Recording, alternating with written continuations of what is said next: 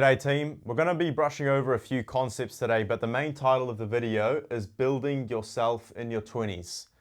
A lot of people think that the 20s is for finding themselves, which isn't entirely wrong, but I want to tell you what that actually means. Your 20s are a time where you're going to be sacrificing extra for the sake of the future, and there's no way around that, because you want to be building on a foundation of stone, not of sand. The habits and disciplines that you develop in this time are basically setting your trajectory in place.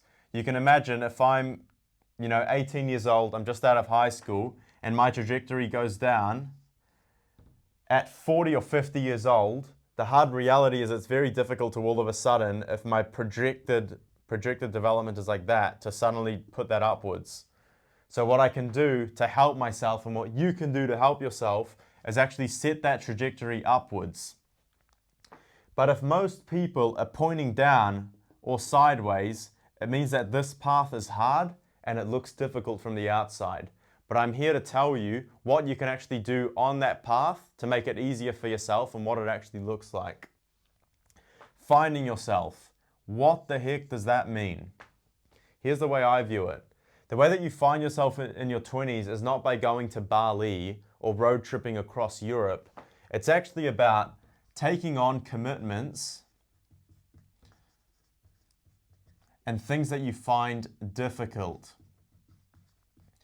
It's not just about working a comfortable job. It's perhaps pushing yourself to do a job that you haven't done before and learning a bunch of new skills. It's perhaps going into management or leadership. It's perhaps stepping into a leadership position of some sort of social group or youth group. And it's within those commitments and difficulty, outside of your comfort zone, essential concept,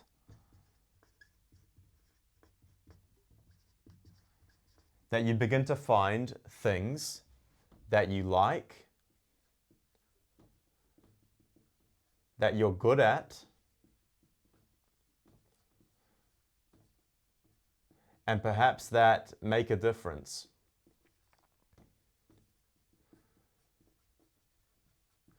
If I'm in Bali, I'm probably going to find things that I like going to the beach and swimming, but that has nothing to do with my career or anything that's going to bring me fulfillment in life. Not just surface level pleasure, but true fulfillment, joy that comes from pursuing something meaningful. So it's about doing these difficult things, on doing these commitments. Here is where university in its proper place comes in. Because if you're actually doing it properly and you're studying hard for your exams and your assignments and whatnot, you're going to learn a lot of things. And more importantly, you're going to learn virtue, hopefully. More likely than not, nowadays you won't. But within that, all of these things contribute to finding those talents, those things that you like, those things that you're good at, and the things that make a difference. Now, it's essential that you do this in your 20s because you actually want to figure out what you're meant to do before you commit to doing this on this longer trajectory. All of this stuff happens under pressure. The reality is that you're not going to get very far if you are in your comfort zone and you're working a comfortable job, or you're working at the checkout at Woolies. But here's the other thing. It's not purely just work. Here's what I envision when I think about building myself in my 20s. It's finding yourself properly, and it's putting skills over income. So a lot of times what might make you the quick money or the quick bag or that high paying hourly rate, you might actually be compromising on skills. So whether it's the job that you pick, or whether it is getting a high income job but then funneling that income into skills, or funneling that income into education.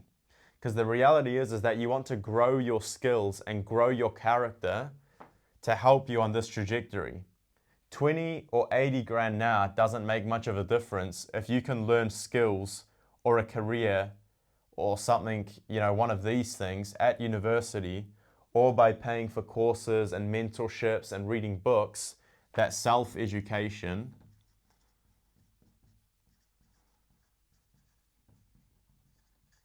It's going to make you way more income in the future, or that's going to lead you to the business idea that you actually love to do, and that's going to be the rest of your life. But if I don't spend time in this area, and if I don't spend my money on improving my skills and educating myself, this trajectory becomes a lot flatter, even if you are sort of working a decent job. So you really want to use this crucial time in your 20s to figure these things out, to spend that money when it's perhaps a wee bit lower risk, to set yourself up on that trajectory. So that's number one. Number two is education, skills over income. What's number three? Get a load of this. I heard this on Hormozi's podcast. He was discussing similar topics. It's the 996. I don't agree with this exact formula, but definitely something similar. The 996 is how the Chinese structure their workday. It's from 9 a.m. to 9 p.m. 6 days a week. So that's 12 times 6, which equals 72. Automatically, the Chinese are working 72-hour work weeks. What's our average Westerner full-time work week? 8x5 equals 40. That's literally almost half of what these Chinese people are working. Is that ideal? No. But my suggestion is that in your 20s, you should be much closer to the 996 than you should be to the 85. Why?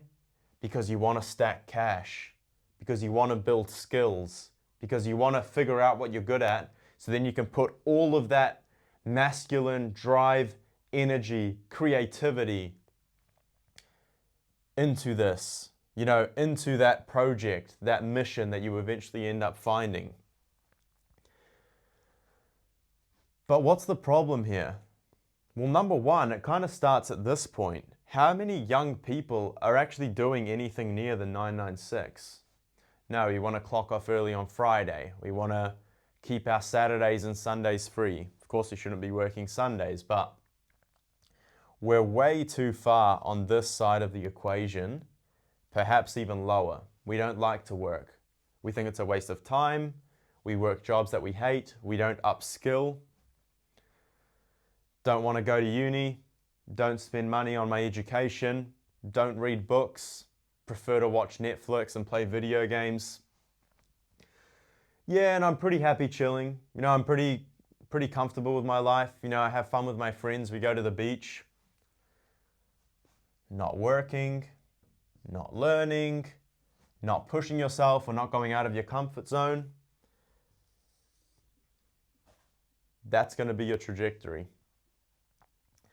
I don't mean to be harsh, I don't mean to be rude, but the people that I look up to, perhaps in my life, who have succeeded or are succeeding, people that have written the books that I read, they all understood this and leveraged their younger years, those formative years, to put themselves in a better position in the future.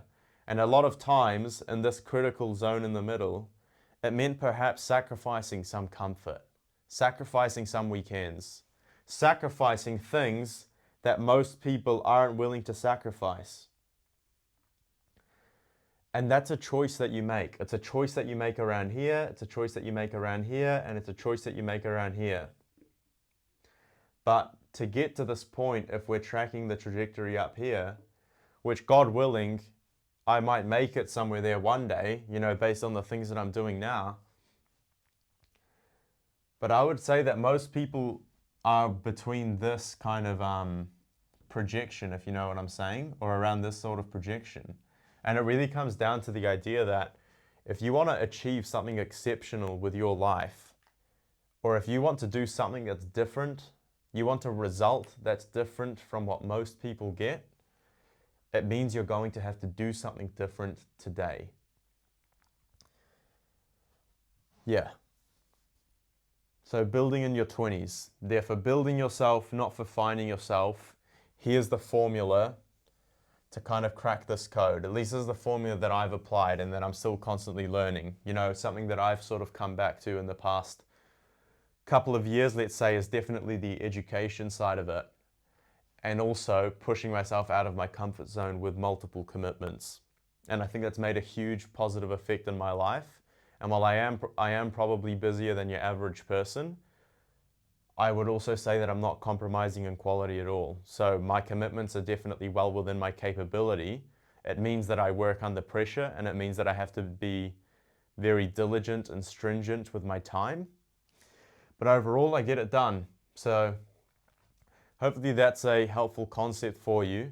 I want to break this down a bit more theologically. I'm working on a draft of my theology of work, and I've got John Paul II's Laborens Exercens there on my desk, which I'm going to read on work and the dignity of work. But they're topics that require a bit more preparation, so you can take this perhaps as an introduction to some of these ideas. I mean, to be honest, every single one of these could be broken down more. I did make a video that's similar to this topic. I can't remember exactly what I titled it, but I've definitely talked about that before. But yeah, keep hammering, guys. Remember that all of the stuff that I've talked about here, as I said, it requires sacrifice. For the most part, that sacrifice is time. Because as young guys, that's what we have. We have time. And we need to exchange our time for skills, and we need to exchange our time for money, exchange our time for education, to put ourselves in a better position, to make better decisions, to get into better positions in life. So we're using this early time to increase our leverage in the future. All right, hopefully that was helpful. Let me know your thoughts and stay tuned for the next one. God bless.